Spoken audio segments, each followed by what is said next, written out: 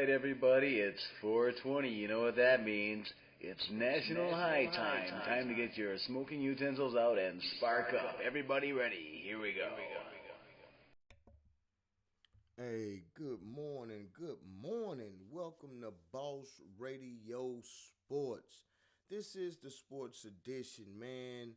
And I am your host, your Cali country cousin, Phelo the Great. Sir, smoke a lot and won't stop till the casket drops. So check this out, man. I got a great show lined up for you this morning. Good morning, good morning, good morning. I'm broadcasting live right now on YouTube. I'm right here on YouTube live. So tell a friend to tell a friend to tell a friend that we right here on YouTube live getting it in. Tell a friend to tell a friend to tell a friend that we're right here on YouTube live getting it in. All right. So we're going to be talking about, man, this boxing, man. We're going to talk about boxing. We're going to talk about the match. Deontay Wilder and Fury 2. We're going to talk about that. And I'm going to be joined by a special guest, man, former boxing champion and boxing Hall of Famer, Nate Campbell. He will be joining me. I will be hitting him up in a minute, man, and we're going to go ahead and get this thing started, all right? So with that being said, man, good morning, good morning, good morning. Again, hope y'all enjoying y'all Sunday morning. I wanted to do this, man. Shout out to Valerie Denise Jones, too, because she's she has a vision.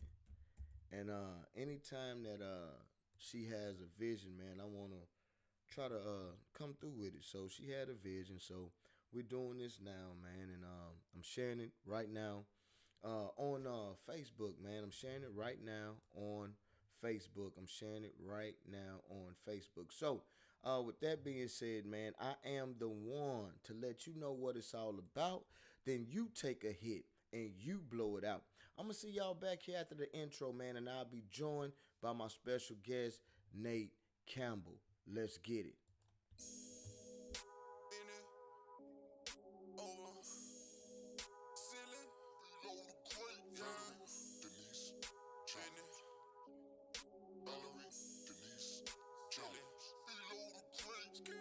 I'm talking business, business over silliness. I'm talking business, business over silliness. I'm talking business, business over silliness. I'm talking business, business over silliness.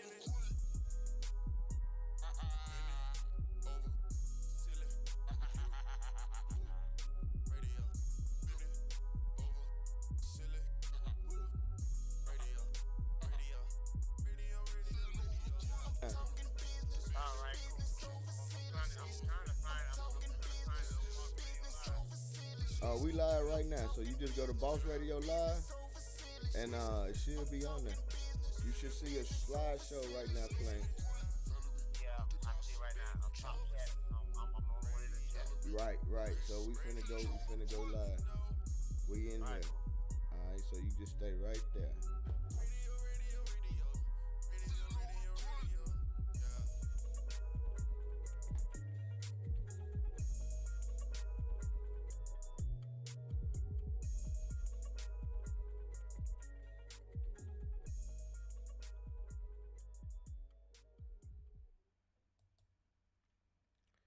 Welcome. What's up, loved ones? I see y'all in the building, man. What's up? What it do? I told y'all when we came back, man, from the intro, I will be joined by a special guest. My special guest is former boxing champion, boxing Hall of Famer right now, Mr. Nate Campbell. And right now, man, I want to welcome Mr. Nate Campbell, man, to Boss Radio Live. Let's go ahead and give Mr. Campbell a round of applause. Let's do it right now.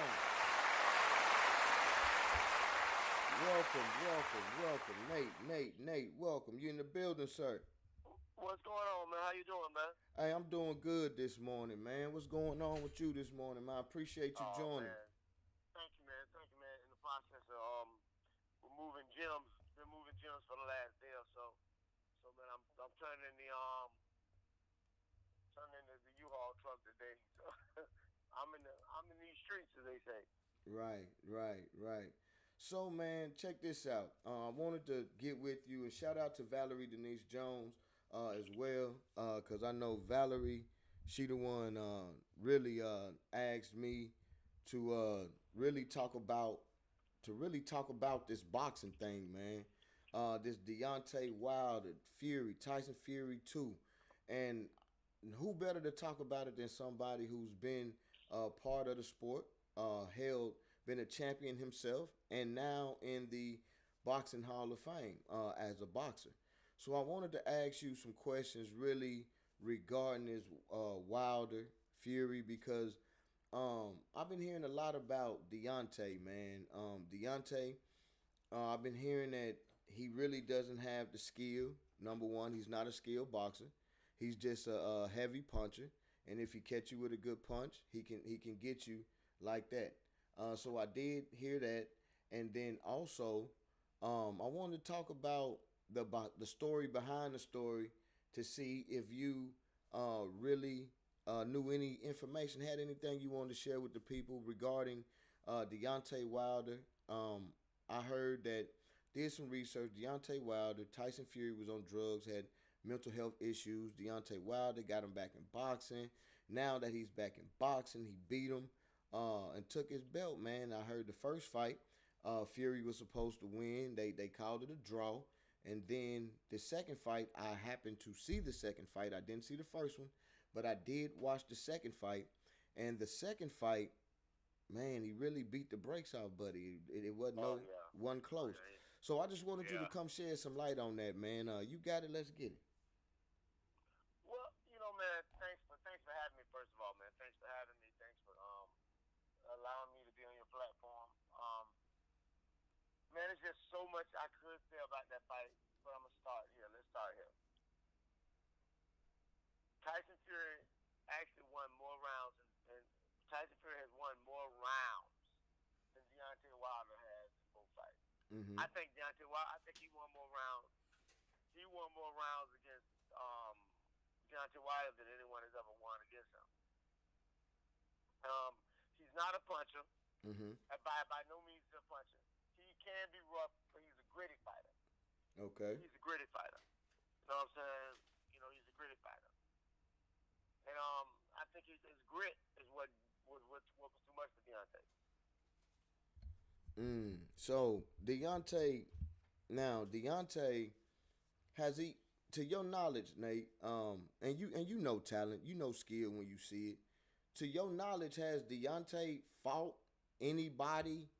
Because I know he's like 46 and 2 now. He's 42, 1-1 with 41 knockouts. Okay, 42, 1-1 with 41 knockouts. So that means everybody dude that fought, he didn't knock them out except one person, and he had a draw. Well, except two people.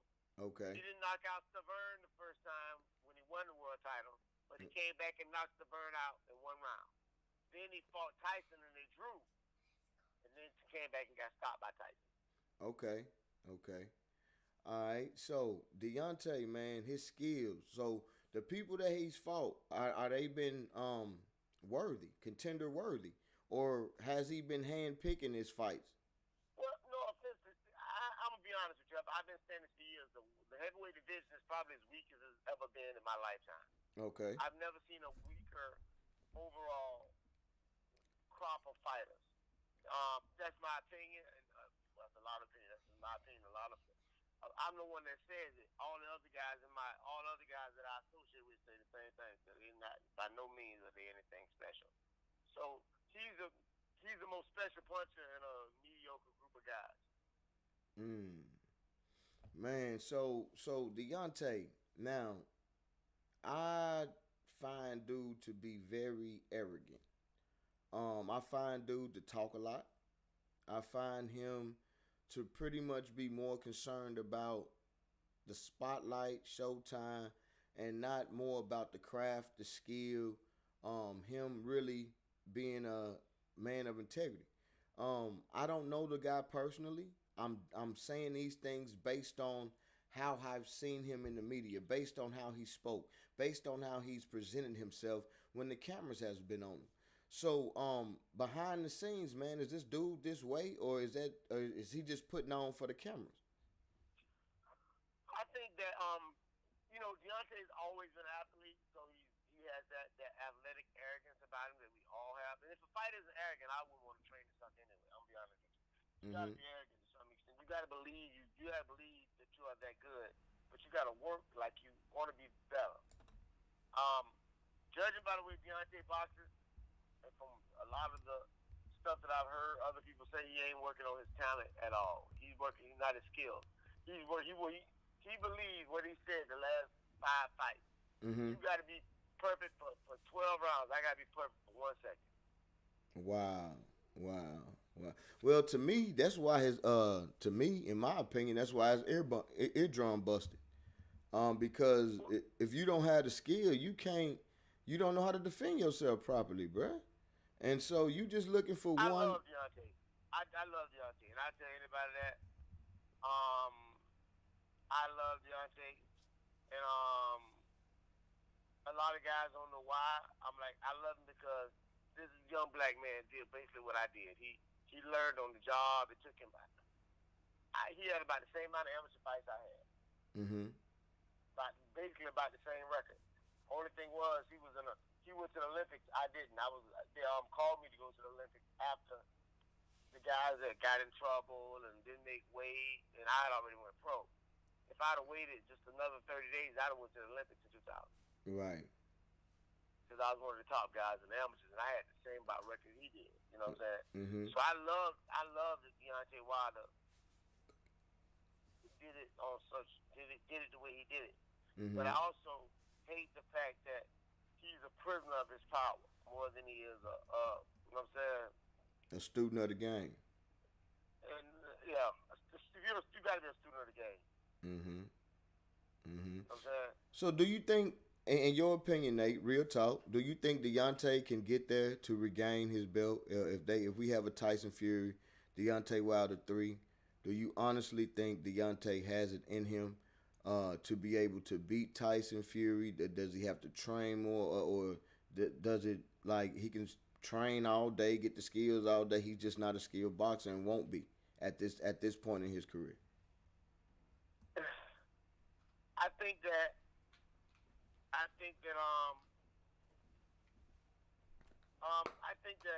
he can, but the question is, does he have the acumen to do it? Does he want to be great, really great, as an overall fighter, or just really great as a puncher? Yeah, I think that I told somebody I would go to camp with him and show him how to move his feet. But he gotta listen. I can't be the guy there. I ain't scared of you. First of all, you threaten to hit me, and you threaten to hit me, we gonna be shooting at each other. I'm gonna tell you right now. I don't get paid to get hit. Look, I got an AR-15. I'm dying to you. And I told the guy kid that the other day. I said, yeah. First of all, you outweigh me by 150 pounds. Yeah. If you hit me, we gonna burn this motherfucker to the ground. Right. You gotta have those kind of. I think Deontay needs that old school trainer type deal. You know what I'm saying? I think he needs us old school guys that's gonna be like, man, fuck what you talking about, man. You talk about how good you are, prove it. Go out and beat this motherfucker that done beat you up. You know what I'm saying? That's real talk. Now, Tyson Fury, man, I want to get into Tyson Fury. I know we didn't talk about Deontay. They said Tyson Fury was mental health issues, was on drugs, doing pretty bad. And then he got his chance, took advantage of his chance. Deontay, according to what I researched, Deontay, I guess, was concerned about the guy, got him back into the ring. And Fury, has he always been, because, Nate, I ain't gonna lie, it blew my mind when I actually watched the fight this time. And I seen Deontay come out and all that Wakanda forever, the eyes red, all that. And then I looked at Tyson Fury. I'm like, man, dude ain't cut. He ain't got muscles. Like, muscles don't win fights, guy. I'm so sick of y'all saying that muscles don't win fights. yeah, but see, I'm not a boxer. And thinking, see, check this out. That's why I got you here this morning. I'm not a boxer. I'm an MC. I'm a rapper. You know what I'm saying? I'm a writer. But I'm trying to help you understand this. Those things don't win fights. Okay. I'd rather have a guy in shape than have a guy ripped all up. Because Tyson Fury, he actually has he always been that skilled? Has he always been a better boxer than Deontay Wilder? He's always been a better fighter. So Nate, always been a better overall fighter because you know what? I take a guy that's tough. I would definitely take a guy that's tough. You know, I don't know. I mean, I just like a guy that's gritty. I love a guy. I love a puncher. Don't get it twisted. I love Deontay's punching ability. But give me a dude that's gritty. Man, this Tyson Fury dude, Nate, like I don't like him. I ain't a big fan. I'm not a fan. You're not a fan of him. Not a fan of him. And is that as a boxer or as a person? Like, you're not a fan of his... He fought a friend of mine named Stephen Cunningham, and Stephen was taxing that ass. Stephen is a cruiserweight. Stephen dropped him in everything. Stephen is a cruiserweight that's not a big puncher. Even at cruiserweight, he wasn't a big puncher. Stephen's just slick and smooth, and oh man, that's been my dude since he was like, 20 years now. And Stephen's like one of my favorite people. Stephen's one of those fighters that got the same wife, same family he's always had. He's a testament to us all. We all aim, worship, and wish to be a guy like Stephen Cunningham. His wife Olivia and his beautiful kids, his daughter fought heart failure, and his sons are boxing. Now all the boys box for the most part. He has one son that's like a little son that's like one of the top in the country. His oldest son one of the top in the country. These kids go out and get it. You know what I'm saying? And it's great that we get to see somebody we love pass it on the right way. So we love Stephen, and he filed Stephen and got away with it. Won a fight with Stephen by TKO stoppage after filing him. And dude, I've been an avid hater of Tyson Fury ever since. Wow. And I'm that guy. You do something to my boy, it is what it is from now on. Right. Hey, so Tyson Fury, man, this mental health thing, these drug problems, was he an amateur fighting with Deontay back then? What was he, Nate? What did he just come up under a rock? Because I never heard of Buddy. And I agree with you. This is like the worst heavyweights we done seen, bro. So I agree. Emmanuel Stewart knew who he was. Is that his trainer, Emmanuel Stewart? Yeah, that was at one point. That was. Okay. So Nate, would you like to see a Wilder Fury 3, or do you think it's not worth it? No, it's worth it because it's worth it. It's worth it. And for Deontay to defend himself on what he experienced in the ring in the second fight. You know what? In order for Deontay to fix that, he has to first of all listen to the trainer he had. You know what I'm saying? Right. And the trainer he had was Mark Breland, correct? Mark Breland. Did I say that right? Mark Breland, the greatest amateur fighter of all time, Olympic. 110 wins and 1 loss as amateur. Olympic gold medalist. 1984 team member of the greatest team in the history of American Olympic boxing. Also, the most outstanding boxer of the tournament. When you had guys like Pernell Whitaker, Evander Holyfield, Tyrell Biggs, Melvin Taylor. All these guys was on his team, and he was the most outstanding boxer on the team. But you don't listen to him. Right. I've talked to other fighters, and they said that Deontay said some real foul stuff about them. Mm-hmm. And from my understanding, he called Roy Jones washed up. First of all, for you to make that statement about us, boy, we waiting for you to fall. But I didn't want to see him fall. But a lot of old heads, like when they heard he said that, a lot of old heads were like, man, I don't want to do with this cat no more, man. He ain't respectful. Right. He ain't respectful. Man, man, listen, I loaded something up earlier, man. I loaded something up earlier, and I want to do it right now. I got you on the line. I'm going to take some time, man. Let's pause for the calls, Nate. Let's take a quick pause. I want to play it. Nah, I'll wait to the end.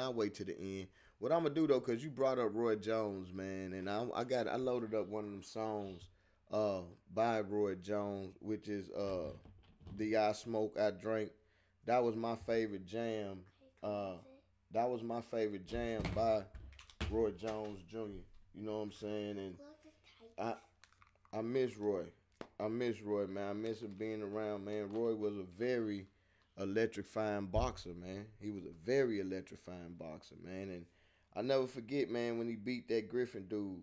I believe that's dude, Montel Griffin. That was his name. My dude, man. Montel, me and Montel get along so good, man. And he made a statement. He said, man, you are one of the very few fighters that don't trip about me beating Roy. Mm-hmm. He said, that's your people. You know, right. Everybody who know me know Roy my people. I set fire to your neighborhood by Roy. Right. And somebody like, oh man, you respectful. I'm respectful because it's the game.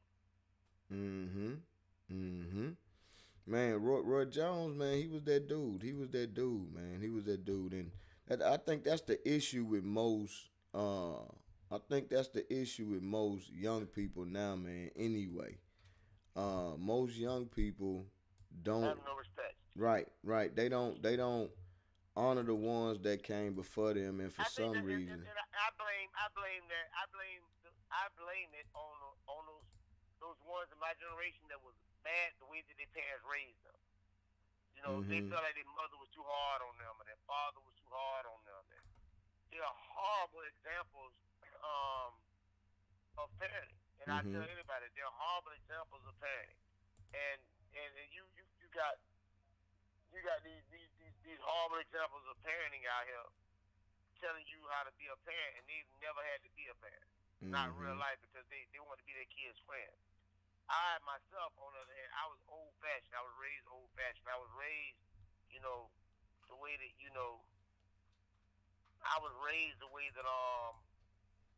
my grandparents raised me, and my mama the same way, And for that reason, I made it my business to make sure that I raised my kids. I thought that they did a good job. So I ain't never go to prison. I should have went, Right. I probably, and I tell guys all the time, y'all better make sure that y'all understand what it is we talking about, what we doing, by saying that we want to throw away the old ways.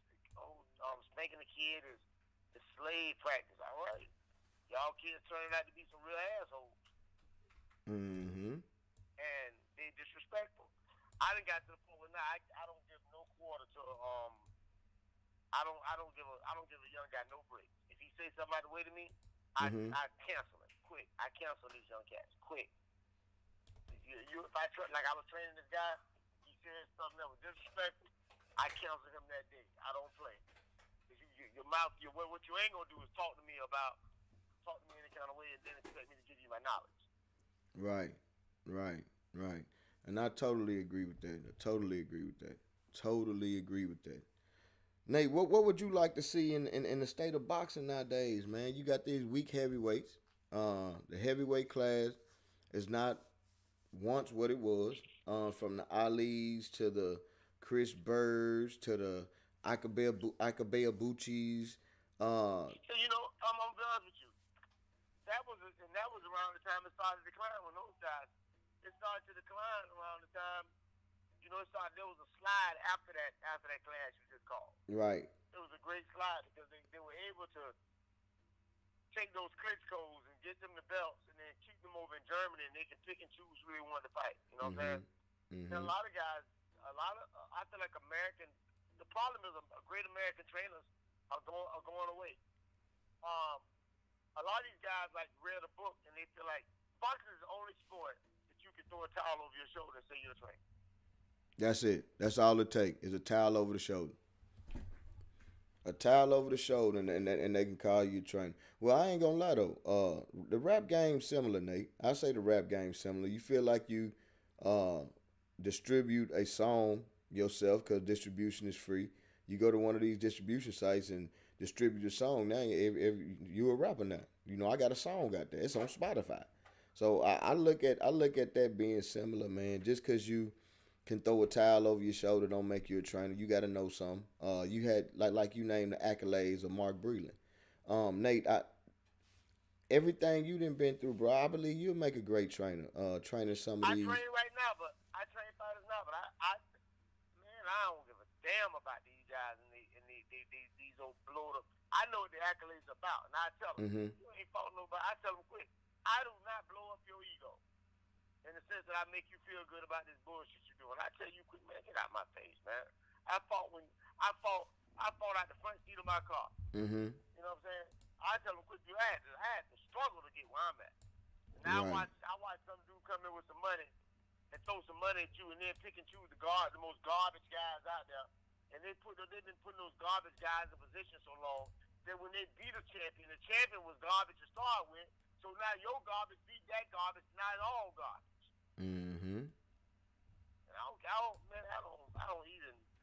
don't even debate with these guys no more. I look at these guys like, man, y'all better hope they don't never offer me no money. Come out of retirement. Nate, so will you come? Will you come out of retirement and fight one of these young cats, man? I beat the hell out of one of these young boys, man. Man, these guys ain't built out of nothing, man. Most of them built out of paper. They paper champions. They all got these undefeated records, and they got these Bentley cars, and they think that makes them champions. It don't make you champion. A champion is a champion. A champion is a man that comes from adversity, and after he comes from that adversity, he rebounds. A champion is somebody that gets up off the canvas, man. Right. Gets up off that canvas and says, man, look here, man. Joe Louis lost. Mm-hmm. My cousin Floyd Patterson lost. Mm-hmm. They lost, man. And in the loser process, they were better men for it. Everybody can't come back from a loss, though, Nate. And that's the sad part about it. They can, but they won't. Everybody can, but they won't. Let's get that established. Everybody can, but they won't. Okay, everybody can come back from a loss, but they won't. But they won't. So the people who choose not to come back is the people who just don't want it bad enough. They don't want it. They ain't built for this. Mm-hmm. I know what you can be in most cases. Mm-hmm. It's my job as a trainer, as somebody that's in your. Ali had guys around him that wouldn't let him quit. And I don't think Ali had quitting in him no way, Nate. I think. But you know he didn't. He didn't. But he had guys around him that weren't gonna let him quit. Right. See, a lot of times it's your team that makes your don't quit spirit stand up. That's real talk. Your support system. Yeah, man. Because you can have a bad day and your support system will not let you down. And it's been. No, they won't. Right. I agree with that. That's that motivation factor. Come on, let's get it, man. Come on. And if you got that in your ear, and that's one thing, being that you brought that up, that's one thing I felt like was missing, man. And when I watched the fight in Deontay Wilder's corner, I seen them working on him, but I didn't see nobody in his ear telling him, man, throw the jab, move, X, Y, Z. Yes, you did. Yeah, that's the point. Mark Breland is a quiet guy. Mm-hmm. He don't get in your face like that, man. Okay. You got these guys who ain't never really, these guys who just was decent fighters, talking about he needed to change his trainer. And I'm like, yo, man, you ain't never won no title. How would you know? Don't tell me about what somebody else in your family did if you ain't done it. Right. That's real talk. Mark Breland is a legend. Mark Breland was sparring partner for Tommy Hearn when Tommy Hearn was in his prime. Mm-hmm. No. I'm gonna say this, man. You know, Nate, that's why I got you on the phone, man. I appreciate you again taking time out, hitting these facts, man, giving the people insight on Wilder, Fury, just boxing in itself, man, because the sport of boxing, especially the heavyweight division, is gone. Floyd Mayweather no longer boxes. So, Nate, I want to ask you, man. He was a big issue. Mm-hmm. Floyd Mayweather was a big issue, man. He picked the best names at the worst time for them. When he fought guys like Arturo Gatti, it was. I mean, I know it's a business, but dude, let's be real, man. You didn't fight the best Arturo Gatti. You fought a guy that hands was shot. You know what I'm saying? Came off these wars with Mickey Ward. You ain't fighting no Arturo. Even though I don't know if Arturo could have beat him either way, but the problem is, dude, man, stop, man. Stop. So, Nate, who you think is next up then in the sport of boxing? Errol Smith is doing his thing right now. What was that name? Al Smith? Errol Smith. Okay, Earl Smith. Errol Smith is doing his thing right now. I'm pulling for this young man because he tends to seem like he want to fight the very best guys out there. You know, so I'm like, I tell guys, stop telling me about how you feel, man. Say about your feelings right now. You know what I'm saying? Right. I understand it's about money, but come on, man. Do it for the culture. Right. How much money can you make? You know what I'm saying? Right. And for those just tuning in, man, I want to let y'all know, man, I'm on the line right now with former boxing champion, boxing Hall of Famer, Nate Campbell. He's just giving us some insight. If you just tuned in, he's giving us insight on Wilder, Fury, as well as boxing as a whole. So, welcome. Nate, at this time, man, I'm going to pause for the calls right quick, man. And we're going to play this Roy Jones. When we come back, man, I will get back into this interview. Go ahead and get these people some music to check out right quick. And okay, cool. Yeah, we're going to go ahead and get into this Roy Jones. And I'm going to play that right quick. And as soon as we come back from that, man, we'll be right back in this interview. So, hey, y'all stay put because we finna jump into this Roy Jizzle right now. Let's get it. Let's welcome them body hairstyles.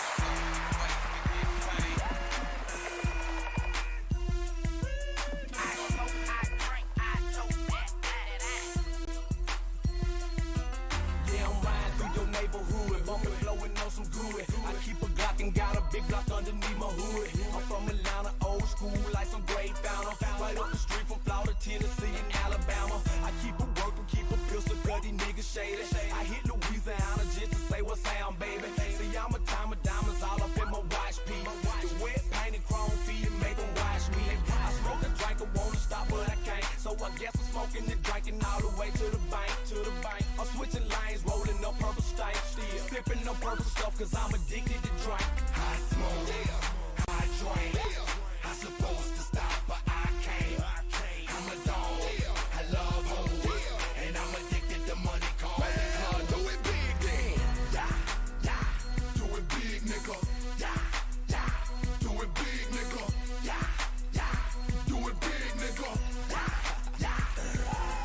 Now I ain't got nothing but dick for you hoes. I won't trip, I ain't sick for you hoes. I ain't got nothing to give to no nigga. Deal with no nigga, chill with no nigga. I'ma keep a stack of that funny smelling tobacco. Heater in my hand, nigga ready to echo. Goddamn fool, ignorant motherfucker about to lose my cool. Let me smoke a goose so I could calm my nerves. Find me a duck, get some head in the burb. I'm a fool with them hoes, nigga, that's my word. Show me a dime and I bet I'm getting served. Everybody know me, probably saw me half cock. Drunk high in the club, about to get it hot. Louisiana nigga down, here we get buzzed. And if we ain't fighting, it's probably cause we're too fucked up. I smoke, I drink. I supposed to stop, but I can't. I'm a dog, I love hoes, and I'm addicted to money, cause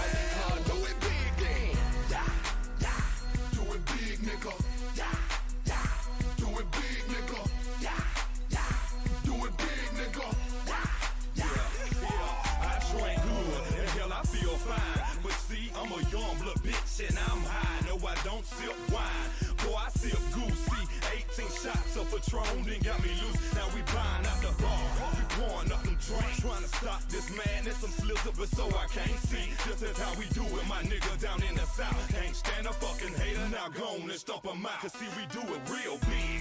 Bitch, I'm a dog. Rolling with my nigga Magic, we bout the ball. In the club, shaking hoes. Straight up out the door. I'm swerving in my Chevy, about to let these niggas know. That Roy gon' ball, cause Roy got bread. Roy gotta smoke or drink, he gets head. Roy keep at least 6 women up in the bed. Roy do it big, cause Roy got it made. Body, I smoke, I drink. I supposed to stop, but I can't. I'm a dog, I love home, and I'm addicted to money, cars and cars. Do it big, then. Do it big, nigga. Do it big, nigga. Do it big, nigga.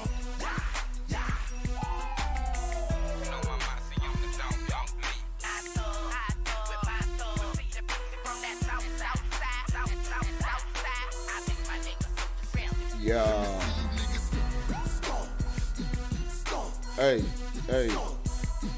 Hey, man. If y'all tuned in, man, we got Nate Campbell on the line, man. I just went to this Roy Jones by the head. We talking about boxing. Hey, and that was one of my jams, man. I smoke, I drink, by the head, Roy Jones, Mr. Magic, the Young Bloods, man. That just brought back memories, man. So, we back here on the line, man. We back here. We back at it. We back in the house. We got Nate Campbell. He's back in the building with us. Nate, you still with us, sir? Oh, man, I'm still here, man. Yeah, I just had to get pump myself up, man, with that Roy Jones. That's one of them. You hear that, man? You can train to that. You can jump rope to that. You can swing to that. You can club to that. You can smoke, drink to that. You can do whatever you want to. Shouts out to Roy Jones too, man. Wherever you at, man. Much love for you, man. He was in Vegas Friday. He had a fight. They had a kid in Vegas fighting, so he's in Vegas Friday. All right. Well, Roy Jones, man, wherever you at, man, much love to you. Salute to you. You gonna always be one of my boxing greats. Yourself, Nate, all the people, man, that I really grew up watching, man. Watching y'all get down in that ring, getting down and dirty. Nate, man, so right now, you said that the kid to watch is Earl. What was that last name again? Spence. Earl Spence. Okay, Earl Spence. So y'all heard it right here. Spence is the kid right now. Well, let me be more succinct when I say this. Okay. Not just Earl Spence, but guys like Earl Spence, the Charlo brothers. I like all those young men. Mm-hmm. Sean Porter's a in-your-face fighter. He's gonna make you work for everything, and he's a former champion. There's a lot of good fighters out there. But the problem is, in order for you to really, in order for us to really get the gist of what boxing is and can be and what it once was, we got to get these guys, we got to get them fighting each other again. So does that fall on promotion, Nate? Is that mainly falling on the promoters? Like, do we have good promoters now making these fights happen? Are the promoters garbage? Right now, Al Heyman runs the game, and a lot of guys don't like that. So a lot of guys are complaining and talking stuff about that. But I think Al Heyman is good and bad for the fight game. I think he's good for the game because these kids are getting paid. He's bad because a lot of folks want to use him as an excuse to not fight. So a lot of boxers, you saying, use him as a scapegoat not to fight, saying he does bad deals, X, Y, Z. Well, he don't do bad deals. Al Heyman does great deals. His deals empower fighters. Right.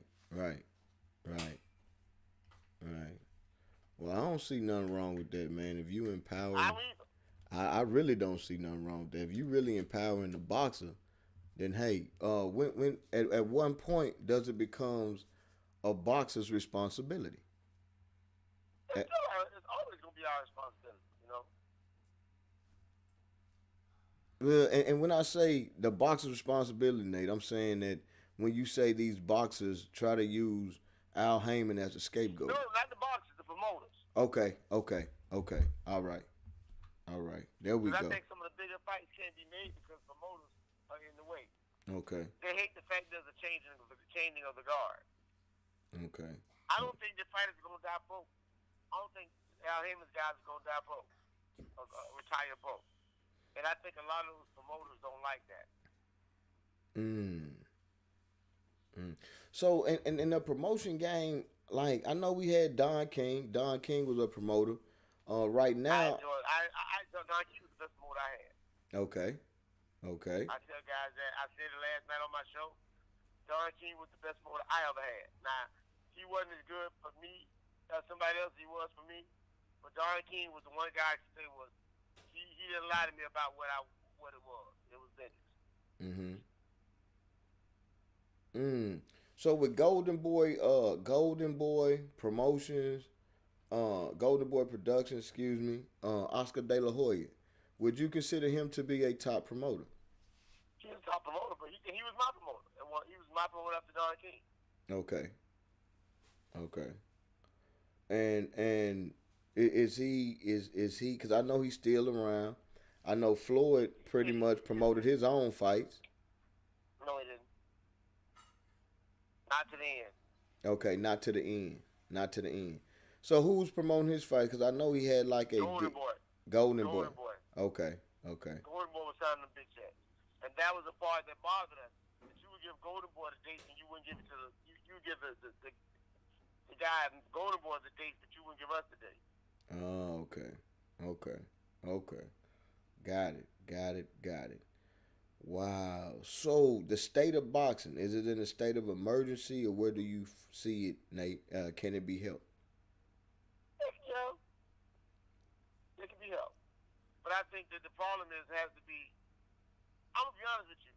I told somebody the other day, I remember when James Toney came back, that really, really, really gave boxing a shot in the arm.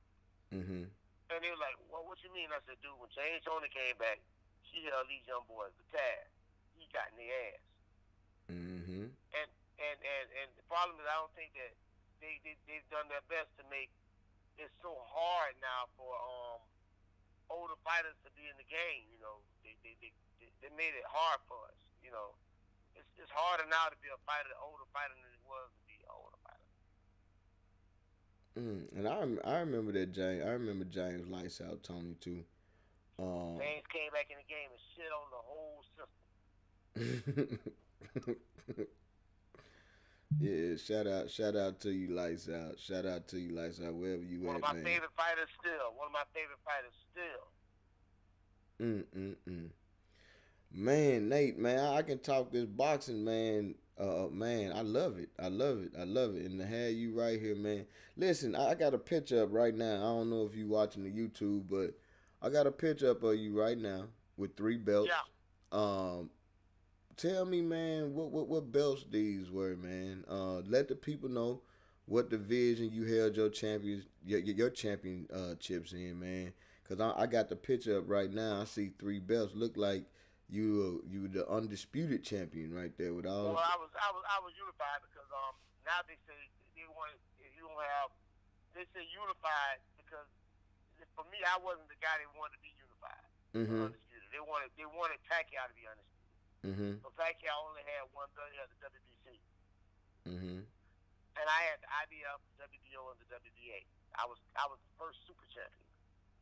So you was the first super champion that had a WBA, all the 3 belts besides the WBA. Which one Pacquiao had? Pacquiao had the WBC. WBC. And, okay. Right, and we tried to get the fight. As a matter of fact, Don, I can't say no lie. Don King called Bob Arum and said, "Yo, Bob!" I heard him on the phone, on speakerphone. And I never forget Bob said, "Well, there's only going to be about $5 million in it for me." I said, "I'll take it. Let's ride." I never got the fight. Never got the fight. No. You would have beat his ass, man. And the sad part about it, and they know it, but the people around the world don't know it. Right. Manny Pacquiao has always had this one hitch in his game, and I've been telling people for years how to beat it. I said, if you don't run from him, pull back and fire your right hand when he comes forward, you'll hit it. Marquez listened and did it, and the fight was over. Wow.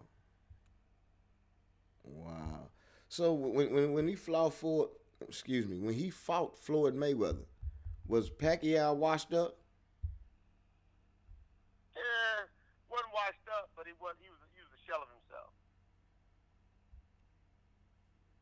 Okay. He was a shell of himself, meaning slower. Well, Floyd was a better fighter to start with always. Manny Pacquiao was. Let me tell y'all something. That 10 weight classes shit that they got, 9 weight classes. That shit is so manufactured. That's one of the most manufactured things you can do in your life.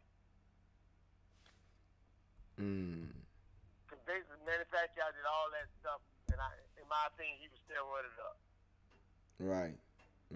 And I tell people that, and he ain't never came at me.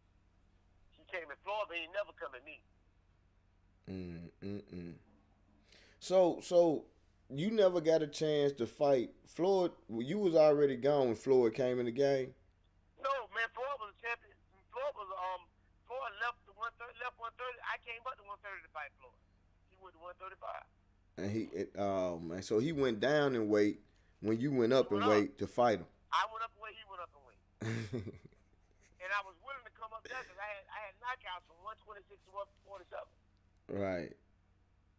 And Floyd, if you listening out there, man, I want to get you on here and find out why you never fought Nate. Of course, let me tell you something. He gonna always say, man, he gonna always make the statement that the fight, that it was,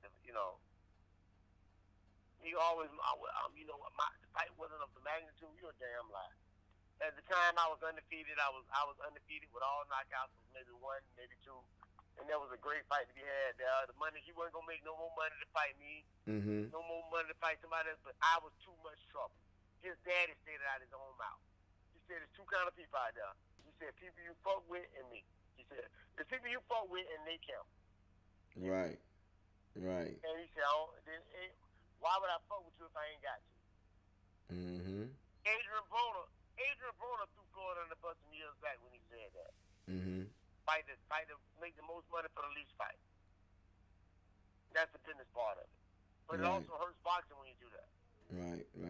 Now I can say that. I can say Floyd has had a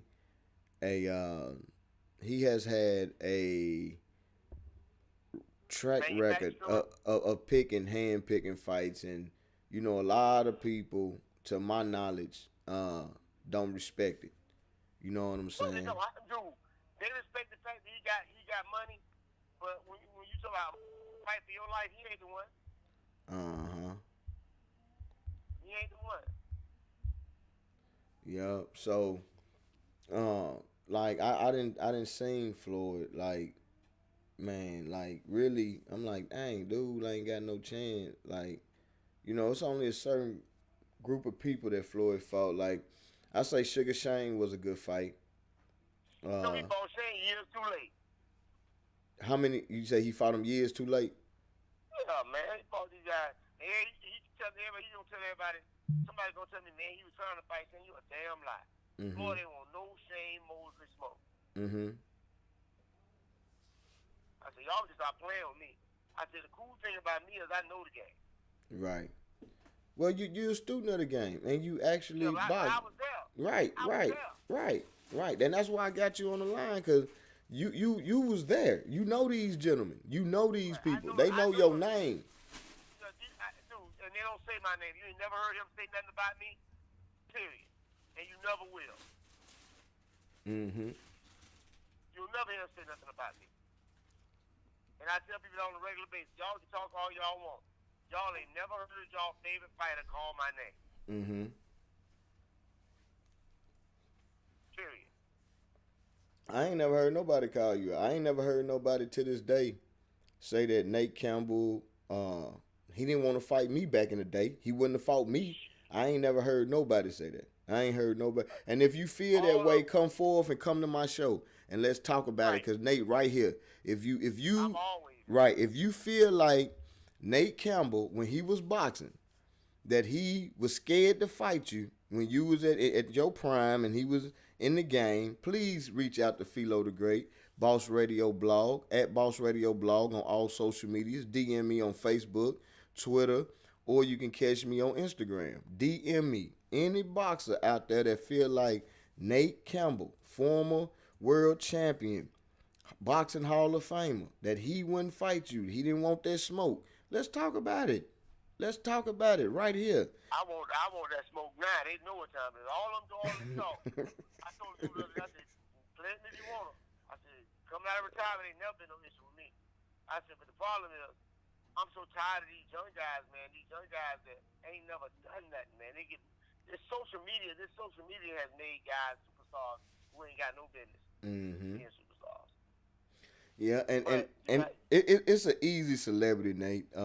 You can make yourself a celebrity with this social media nowadays. And like you say, some of these people don't really have it. You know, just you get you a few followers and a few friends, they call you famous. More infamy is way more important than fame now. Go ahead. I told a guy that the other week. He looked at me like I was crazy. I said, infamy is better than fame. Infamy is better than pain. Yep, infamy is better than fame. And explain that to those who want to know what you mean by that statement. Okay. Being the bad guy in a lot of cases, being the heel has made more guys millionaires than being the Ali. You know what I'm saying? Ali was the heel, but he was our heel. Right. You know what I'm saying? Perfect example. When Mayweather, and I'm using Mayweather because he's the one everybody talk about. Okay. When Gucci was going through that shit with black folk about the blackface scarf, this motherfucker went over and spent $45,000. Somebody said that was a ploy, and I'm like, wow. And I'm like, if it was a ploy, you let the man use you like that. You know what I'm saying? I had no respect for it. So I said what I said. And a lot of guys, they won't say nothing. They'll talk trash, but they won't say nothing to me. They'll say it behind my back, but they won't say it to my face. See, a lot of guys that y'all watching on this TV, these guys that are boxers, they ain't real like that. They ain't real like that. You know, they talk a good game, but they don't want the smoke. They really don't want the smoke. Man, it's a lot of people out there don't want that smoke. Scared to get hit. Want the smoke. Right, and a lot of these guys, like, I told somebody, I said, you knew what time it was when T.I. walked off in the Fat Burger and punched Floyd in the face. So T.I. actually put hands on Floyd. I didn't know. Well, that's the story. Okay. I was finna say, I know he pulled up on him. I know he pulled up on him. He had his security with him and told him about his wife. I do know that for a fact, but I didn't know whether blows was exchanged or not. They say that's what they say. Some stories say he did, but even at the end of the day, niggas don't respect. They don't respect you. They respect that you can play the game. They don't respect you to be no dog like that. Right. I mean, and stop that. And the problem is now if you got some money, that automatically makes you a bad man if you got money, because the beta male is winning out here. Right. And I ain't gonna lie, I ain't never seen so much sucker shit in my life. It's a lot of sucker shit going on right now. I told one of the guys the other day, I stay in my lane, man. I stay in my lane. I stay in my lane. I done had to get to the place where I had to get to the place where I just don't even talk to. Like if a sister says something I don't like, I just cut off. I don't have nothing to say to her no more. That's real talk. I done had to get to that place in my life, man, where like, you know, I made a statement on my show one day. I said, I'm so sick of sisters talking about black men dating white women, because they weren't even checking for these black guys until they got a white one. And somebody got mad that I said that. I said, most of y'all wasn't even checking for these dudes when they was trying to get when they was hollering at you. Y'all wasn't checking for them. Y'all was checking for the dope dealer, a rap boy. You know what I'm saying? Right. And now this man done went out there and found him somebody who's on the scene. Now you got beef with it. Right. And I have a problem with that. I have because it's a double entendre. You know what I'm saying? Well, you can't. Well, it's vice versa too. It's vice versa too. Like And I'm gonna say this too. Nate. It's a lot just based on what you just said, and I'm gonna flip it. I'm gonna flip it. It's a lot of men, black men, get mad at black women when they date outside the race. But a black man, But you know what? black man experiences all different types of flavors. I'm gonna give you one. I'm gonna say this. Black men ain't never been the one to really trip about that. Mm-hmm. A lot. The number of these dudes, you ought to come to my Facebook page sometime. Mm-hmm. You'll see these black women praise Serena Williams, but shun Charles Barkley.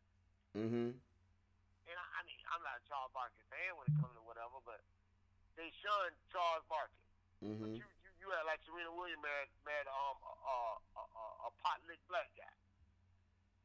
Right. And I have to say that. If it's wrong for one, it's wrong for both. Right. Now I agree with that. I agree with that. But I tell guys, no man, do what you do. And I can't even tell guys I can't fight for some of these sisters no more. Mm-hmm. I had a sister tell a guy one time he was too short. Real talk. Mm-hmm. She said he was too short. I ain't making this up because I ain't that good. But what happened was, she told him he was too short. Mm-hmm. He went out and started dating a tall white girl. Mm-hmm. And she got an attitude.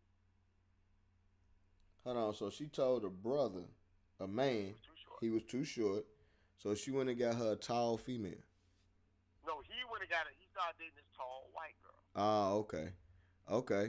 So he started dating a tall white girl, and she felt some type of way. But you the one told him he was too short. He was too short. And I this ain't what somebody told me. I thought it. Mm-hmm. So I said, bruh, I told her, I said, you don't get to be mad with him. You don't get to be mad about his choice. Right. My thing is this: why do you feel people get mad about someone's choice anyway? In who they choose to date, whether black, white, Chinese, green. I feel like black women are angry because they're the least likely to be mad. It's a lot of I had to tell a black woman the other day, doing my I do stand up now. Mm-hmm. I had to tell her, I said, it's a lot of black inventory out here. I ain't got to put up with your shit. Right. I ain't got to put up with your shit. I want you to know that. There's plenty of black inventory out here. And that's real talk, though. Yeah, if you don't want to be what I want you to be, I don't have to put up with it. Oh, what you mean by that? I said what I meant. I said it. What you mean what I mean? I meant what I mean. I meant what I meant. If you don't want to be what I asked you to be, or do what I asked you to do, or act the way I want you to act, I can always go find somebody to do. There's too much inventory out here. I said it. And that's real. I don't have to settle and put up just like you feel like you can go get your white men are killing black women just like they always have. Mm-hmm. I told him, and it ain't changed. It ain't changed. I had a girl tell me, you know, you these black men killing black women too. I say, and you know what? They are, but at a much lower rate than our white predecessor. Mm-hmm. I say, so don't you get it twisted. You know, he still. Y'all remember the black woman that was at the Trump won election? The black girl, her white husband, or boyfriend, or fiance, reminded her of how he really felt. Mm-hmm. Yeah, that happened. And our problem is I feel like too many black women want a black man to act like a white man. And too many black men want a black woman to act like a white woman. And I told him, I said, if that's the case, just get what you want. Mm-hmm. You know? And I was in Vegas the other day, and I'm gonna say this. I was in Vegas the other day, and I told somebody, I said, God damn, these black women treat these white boys real nice out here. Mm-hmm. And I said it. And I said it. I said, I'm writing that joke. I'm gonna write that joke. He said, why? I said, shit. I was in Vegas the other day, and I ain't never seen a black woman so nice. She had a white, She was nice and holding hands, and Bob the Builder, dude looked like Bob the Builder. He probably cutting a check. She hold that hand for that check. Right, but I heard, and I also had a woman tell me one time. She said the one thing about when a black woman marry a white man, most times they come in. At least they coming up most times. Right. I said, okay, I can fuck with that. Right. But if I'm gonna fuck with that, you gotta also fuck with the fact that black men feel the same way about it. Right. You can't have it one way. It can't be one way for you. It's gotta go both ways. Right. And if a black man see his opportunity to come up, he might take it. Right. And when I said that, she took it some kind of way. Oh, there is no come up over the black woman. Okay. But then if that's the case, so there is a come up over the black man, but there is no come up over the black woman. No, I'm gonna be honest. That's how my mom and daddy got together.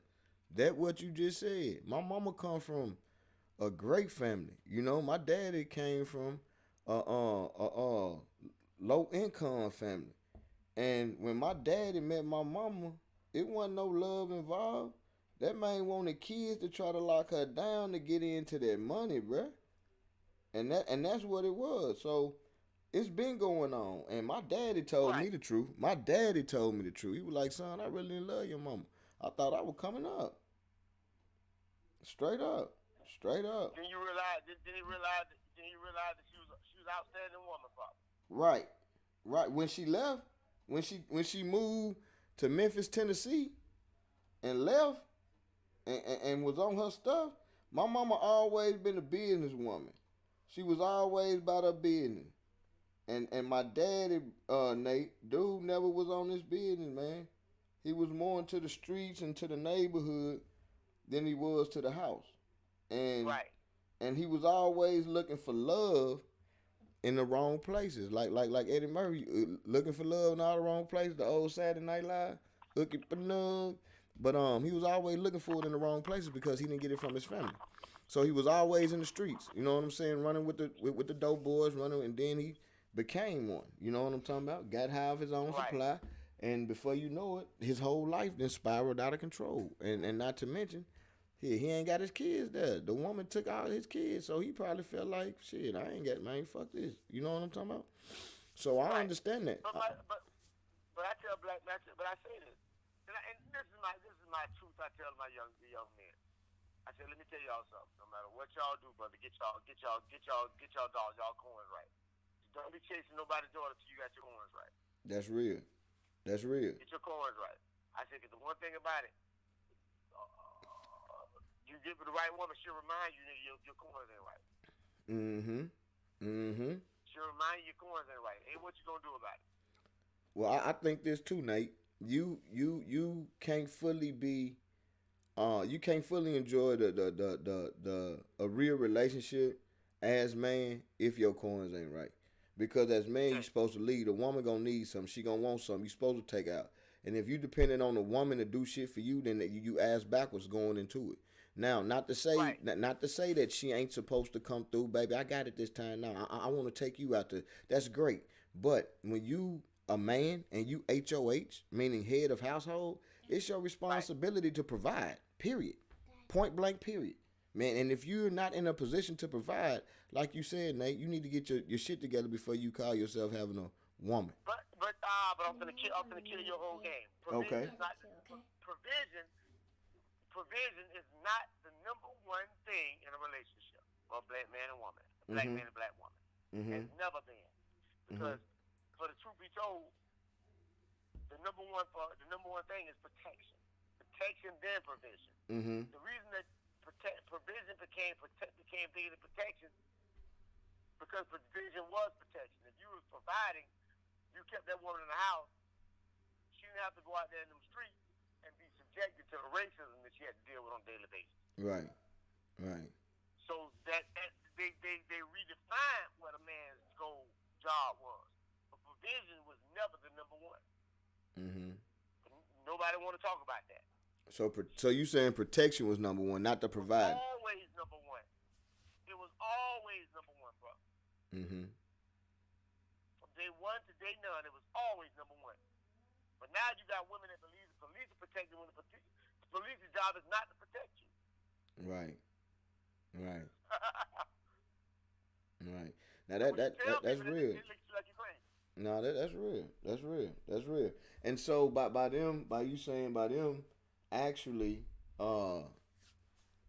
with the implementation of welfare, with the implementation of Section 8 and all these things that they provide this government assistance for the female.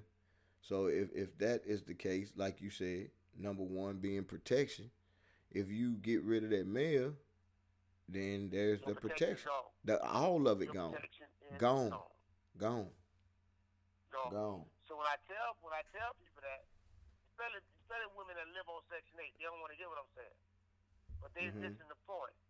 When we gave up, when a lot of black men walked out of their home because they wanted to make sure their kids had Section 8. They gave up the right to protect their families from the government. Right. The government is not your friend, bro. Right.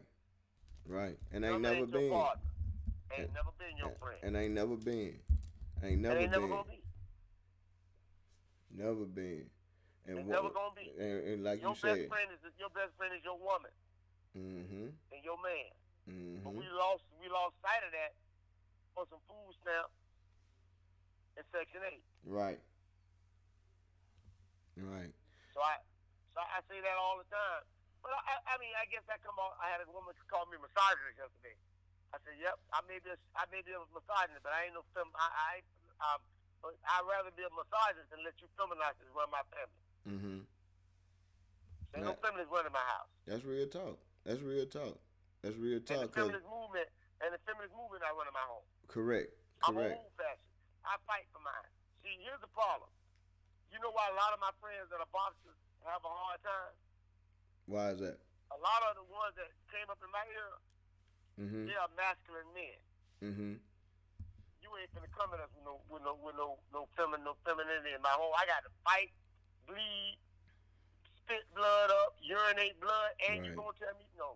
Right. Man, what we ain't gonna do is that. Right, and that's real talk though. I'm from that old school, man. Ain't no. I feel you on that. Ain't no feminism, none of that, man. I'm 100%. Yeah, but I want my wife. I want my woman's opinion. I need my woman's input because the teamwork makes the dream work. Right. Shaquille O'Neal told one of the funniest jokes about Kobe Bryant the other day. Did you hear it? Okay, go ahead. She said, Rick Fox and the guy were like, man, Kobe ain't passing the ball. Why don't you go talk to him, Shaq? Shaq said, all right, I go talk to him. So Shaq said, he wasn't here, Kobe. Guys, man, because they said you ain't passing the ball. You know there's no iron team. He said, Kobe said, there's a me in that motherfucker, though. Right. Shaq said he went back to him and said, man, y'all niggas better go and get the rebound. He ain't passing that ball. So when I say that because I love when a woman says there's no iron team, but when something gets fucked up, it's me who get blamed for it. The man get blamed for it. Right. You let us say I was engaged. I was with my second wife, and we were together. And she told me she wanted a Mini Cooper. I said, look, right now I ain't making the. I was boxing, but I was going through a transition. And I told her, I said, look, don't go get that. Don't go out there and get that payment. Get that Ford Explorer payment. I said, if you get it, I can't help you pay for it. I'm like, I don't know what I'm fighting again. What money I gotta last. So now, mind you, this woman ain't working no well. She ain't working. Okay. So I'm carrying the brunt of this load out here. Man, that girl went out there and got that client made payment first. So they came and got that motherfucker in 90 days. do you know that one? I ain't making this up. I ain't that good.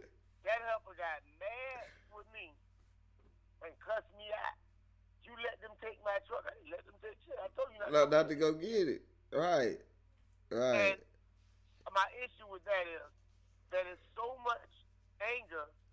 All the anger she felt was at me, but it really should have been aimed at herself. Right, because you couldn't afford it. You ain't had no job. I'm a boxer. I just made what I made, and I done budgeted this money to pay that car payment. My car was paid for. I had a 1975 Chevy Capri. Mm-hmm. convertible. Mm-hmm. I drove that car everywhere. I bought it with 32,000 miles on it. I paid cash for it. Mm-hmm. I'm back in these streets, putting car stereos back in cars. I'm out here grinding. Mm-hmm. You know, I'm not taking on no extra bills, and I got to train every day. Right. And this rent is $1,000 a month.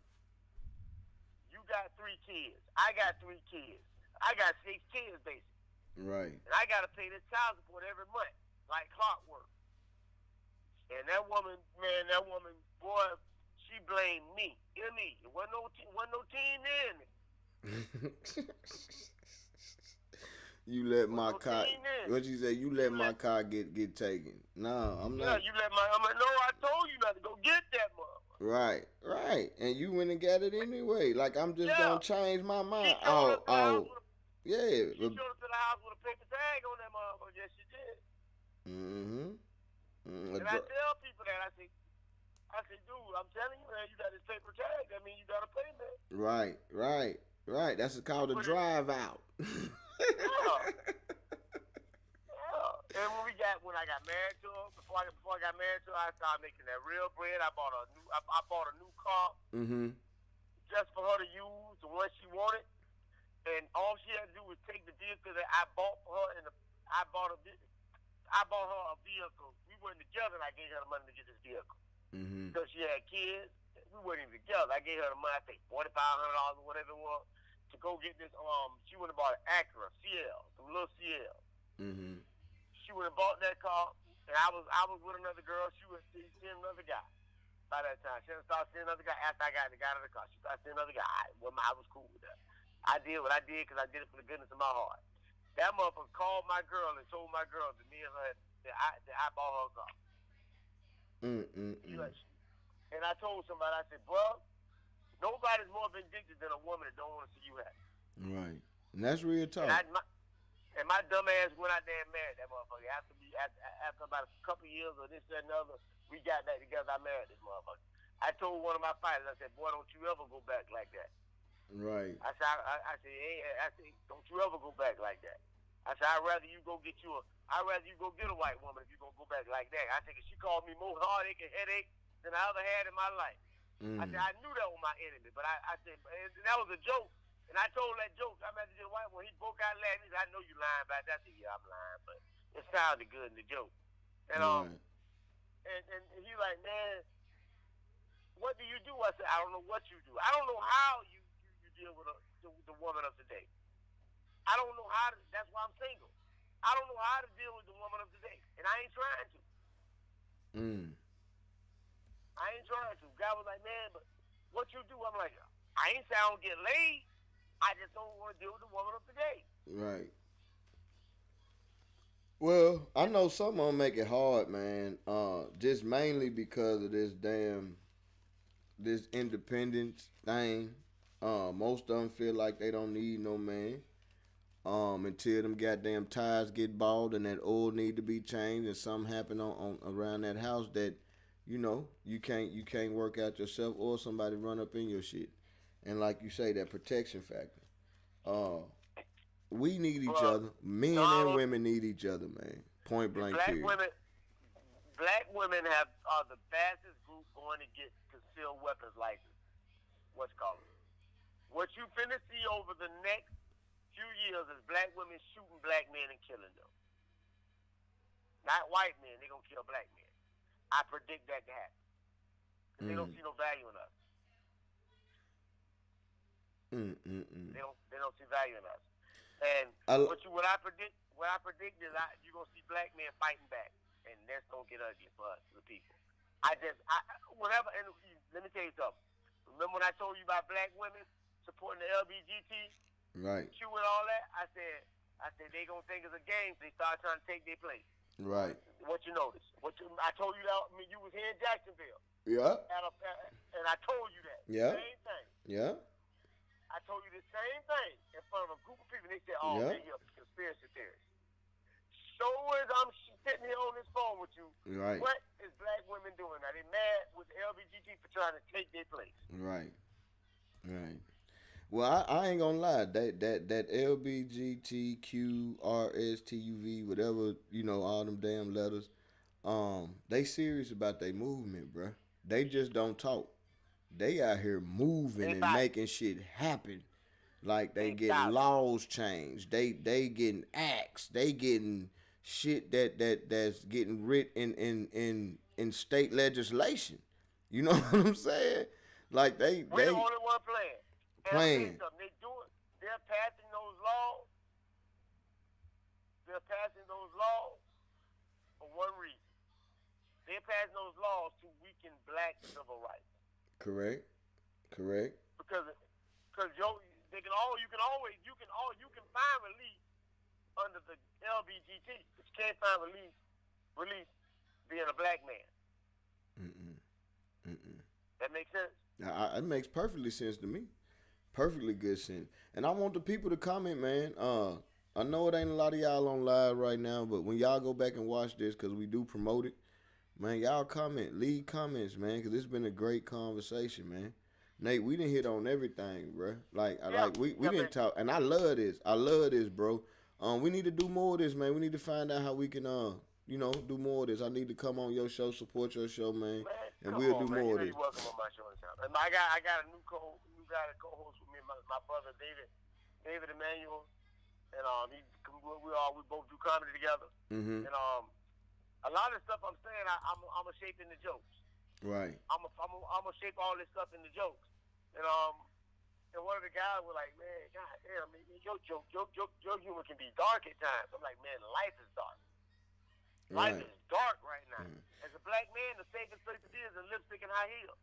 Right. Hey, I heard you say that too. I heard you say that, and I fell out when I heard you say it on Valerie's show. Man, I fell out. You say, Valerie, do you know the safest place for a black man? She was like, where? The house? You was like, no, high heels and lipstick. And I fell out. I fell out. Because I agree with that, man. It's like the gays, and no disrespect to you all. You got the right to be whoever you want to be. But it seems like, man, if you're that way, you can't say none of these people, bro, without them really getting offended and trying to take a job, your life, all this. Yeah. I'm talking about for real. You can't tell them, man. You can't tell one of them, man, get your sis ass out my face. Nigga, you can't say that shit no more. No, they'll lock you up. They can call you a nigga, and nothing will happen. But you call them a fag, they'll lock you up in some place. Right. Exactly. I'm honest with you, bro. I told her, gay. I saw this gay woman. I was doing a show, and this gay woman, this as we call them dykes in the South, and this flaming homosexual dude was sitting together. And I cracked the joke. I said, right now the LBGT is winning. I said, they passing laws and they passing laws now. Safest place for a black man to be is a high heel lipstick. And they said, boo, boo. I said, why you booing me? I said, I know why you booing me. I said, you jealous of my dick and you hate yours. Hey, man, hey. So what was the what was the backlash on that when you hit her with that? Not a damn thing, because I went for the jugular and I said, just so you know, if you jump up out that seat and rush this stage, just know I'm gonna like you a whole lot better. You're gonna hate me a whole lot worse. Oh, and I mean man. that. And my thing is, if I can't say what I want to say, then where is my freedom of speech? Right. See, the freedom of speech. Right. See, the reason the Democrats want to take your guns, because they can take the rest of your rights without your guns in your hand. See, all rights hinge on the Second Amendment. Mm-hmm. Oh my God! I gave you one. Mm-hmm. See, Dave Chappelle made a joke. He said, the First Amendment is first for a reason. The Second Amendment is there just in case that don't work. Right. Right. That is true. But guess what? Absolutely. That's absolutely true. But guess what? My issue with that. What's that? You ready for this? Mm-hmm. The Second Amendment is what hinges all other rights. Because if you don't have the Second Amendment, none of the other rights around you gonna be worth a shit. Mm-hmm. And the Second Amendment, if I'm not mistaken, is the right to bear arms. Is the right to bear arms.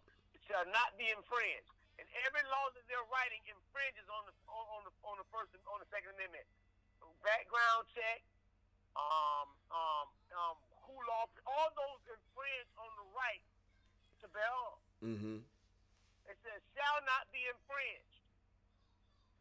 Everybody should be able to have a gun. Everybody, even if they were a violent offender, they should be able to own a gun. Right. Maybe not a handgun, but a gun. Do you know that once upon a time when a guy paid his debt to society, they gave him a horse and a shotgun? So instead of 40 acres and a mule, it used to be a time where you got a horse, some transportation, and a shotgun to defend yourself. Yes, or to hunt on a hunt game. Right. Yeah. Nowadays they don't give you shit. They give you a $100 check and a bus ticket. And no ID. That's wild. That's wild. Do you know ID costs you $30? Yeah. ID will cost you $30 in some places. And then your birth certificate costs you $6 to $8. Hey, so let me ask you this, Nate. In the state of Florida, where you at? Are they changing to the new license? Where if you don't have this new license, you can't fly? What you mean? All right, so in the state of Tennessee, we got a new license that you have to have. You had to have had this new license by October. Oh, I had to renew mine, so I had to get the new license. Right. That new license with some small pictures on it. Right. Hologram picture on it. Correct. But I don't even need my license to fly because I got a passport ID as well as a passport booklet. I'm a traveler, so I stay current. But the problem is, ID is against the law. You don't have to identify yourself. Only reason you should ever have ID is to conduct business. See, they don't want us to know this. They don't want us to know this. Right.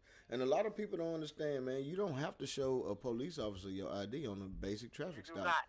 Because you didn't do a criminal act. And what constitute criminal is if someone is hurt and there's been some type of vehicle collision or anything like that. All you gotta ask is, was there a crime committed? Right. And if there's no crime committed, you don't have to show a police officer your ID at all. Driving too fast is an infraction. It's not a crime. Correct. It is called a traffic violation, not a crime. That's it. And this is and I'm gonna tell you something. It is a right to be able to drive your vehicle. It is not a right to have a. It is not a privilege to drive. It's a right. Freedom of travel is a right. But the thing is, it's natural. It's natural. See, that's what killed me about this country. Some laws are natural, like traveling, right? That's natural. That's natural. If you should be able to walk. Like right now, I can leave my house without a car and walk. Just keep walking. Just walk. And just walk and end up state to state. That is a law. That is a natural law that God gave us, bruh. And that's crazy how you have countries, man, who do make laws that go against nature. God's law for us. And that's wild. That is wild. That is wild. It is wild. It is wild. And the problem is we don't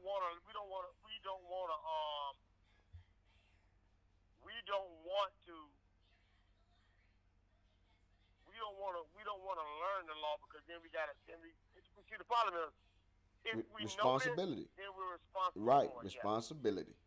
That's exactly right. That's exactly right. Some people would rather stay in the ignorant state because they don't want to do better. Nate, man, I got my little girl in there, man. She just woke up, looked me in my face like, "What's up, Daddy? Let's get it." Man, go ahead and let the people know, man, what time your show come on, what time, what day, where they can find it. Man, give your contact information, give your shouts out, give final words, whatever you want to do at this time, man. Go ahead and let me say before I turn it over to you, man, I really appreciate you, Nate. Like you just, man, I came down, seen you, bro. Love, bro. You number love. Thank you so much, man. Number Thank love. you so much, man. Man, number love. But man, you got it. Let's get it. Okay, man. Thank you so much, man. You can first of all, you can reach me over at every Wednesday at T-Posh, 1818 North Davis Street, T-Posh at HG Cafe. We do a open mic at 7 o'clock every Wednesday night over there. We also do conscious conversations at 6 o'clock over there. You can hit me up on at Jack's Muay Thai, which is now located behind the gym on Beach Boulevard in Jacksonville, Florida, right off the corner of San Pablo and the Big Lot shopping center. You can catch me on Experience the Galaxy with Nate Campbell every Saturday night on LDL TV, on LDL TV Live on YouTube. You can hit me up on Facebook Live. The show is on Periscope. It's on Ustream. My show is everywhere, man. Last night we broadcasted in 4D everywhere last night. You can look us up on LDL TV Live on YouTube. You can hit me up at Experience the Galaxy with Nate Campbell on Facebook. You can look at me at Nat Campbell Turner on Facebook as well. I have multiple pages. You can look at my show, and you can check us out every Wednesday night, 1818 North Davis Street, T-Posh. We do a comedy event there every Wednesday night. You get to see us work on our jokes and our bits. As a matter of fact, we're going to start broadcasting those live streams. So y'all get to see us mature as comedians and get to see these jokes come forth. Because safest place for a black man to be is a high heel and lipstick was in my mind before it was on my lips. So I want you guys to come out and check Phelo the Great out on Boss TV. You know what I'm saying? Yeah. Check him out, man. We in the building, Nate. Yeah. Check out Valerie Denise Jones. You know what I'm saying? Judge Joe Brown. Check us all out. Cause I think we all commiserate together. You know what I'm saying? We spit our knowledge. And Judge Joe Brown is a knowledgeable old guy. A lot of folks, I had a guy say Judge Joe Brown was crazy. I said, no, he crazy like a fox. Right. They always call you crazy when they want to dismiss you. Right. But they always call you crazy too when you don't mind telling the truth. You know what I'm saying? When you don't mind standing up for what you believe in, folk call you crazy. I can't believe you said that. You're crazy. No, nigga, I tell the truth. This is what I believe in. I'm not doing that sucker shit. So, and what? Hell, just because y'all with the sucker shit don't mean I'm not. So, when I speak up, I probably sound like the crazy one because I'm not with the sucker shit. Shit, simple and plain. I'm not with the sucker shit. And hey, I want to tell y'all something. Y'all better look at that video of Oprah Winfrey falling on stage, boy. But Karma's a motherfucker, ain't it? Boy, she fell on stage and she fell like an old fat lady. I mean, she fell like an old fat lady. Let me tell y'all something. One thing about Karma gets you if you're big enough, you got $40. It'll come get you. Oprah Winfrey fell like a fat woman. And she was talking about balance. She turned around, her fat ass hit the floor. She almost bounced. And she goes, bam, there it is. She fell all the way down. And I said, you know what? That was Kobe snapping her from the bushes of karma. Right. Right. Black mama, baby. Black mamba. Man, for real though. And I'm gonna say this here. Before I go. Go ahead. We gotta be very leery of the way that we allow people to use words. Gail said that the woman that Kobe Bryant was accused of having sex with rapist was a victim. She wasn't a victim because Kobe was never found guilty. Right. So she was not a victim. Right. She was a plaintiff. She was not a victim. Kobe was not a defendant, nor was he a convicted. Nor was he convicted. Right. The trial never went to court because they found 58 guys semen in her drawers. So y'all better understand what y'all dealing with. If you're not aware of the way words are used, watch the way people use words. Be very leery of people that use words to belittle black men. Have a good day, man. Indeed. That was Nate Campbell. Look, man, y'all follow Nate, man. He just gave you everything. I'm following him at Nat Turner on Facebook, man. So y'all Get with Nate. Nate, salute to you, bro. Appreciate you. Now, hey, look, man, it's time for me to get up out of here, man. My little girl in there, man. She ready. She ready. So, I'm finna get signed off, man. I appreciate Nate coming through, man. Look, as always, Valerie Denise Jones, appreciate you. Y'all follow Valerie on all her social media platforms at Valerie Denise Jones. Visit her website, ValerieDeniseJones.com. As Nate said, the Judge Joe Brown Show every Friday, 4 p.m. Eastern Standard Time, 3 p.m. Central Standard Time. The number to call to participate is 929-477-1167. Just press the number 1 if you want to join into the conversation. So, it's been real, man. Boss Radio Live. I'll probably be back with y'all Tuesdays, 4 o'clock Eastern, 3 Central. You know what I'm saying? But we got some things coming in March. Me and Valerie, we got a real strict March coming, man. We staying down March. We got some things, some deadlines we got to hit. So these next 30 days is going to be very, very, very, very busy for us and focused. So with that being said, man, it's time for me to get up out of here. I love y'all, man. Please share it, subscribe, like it, comment, all of the above. Get with it or quit it. Barbecue and meal, do man, some will, some won't, some do, some don't. And as always, man, you got a problem with anything we said right here on this show, man, you know you always got 2 choices. Either check it or respect it. We out of here. Gone.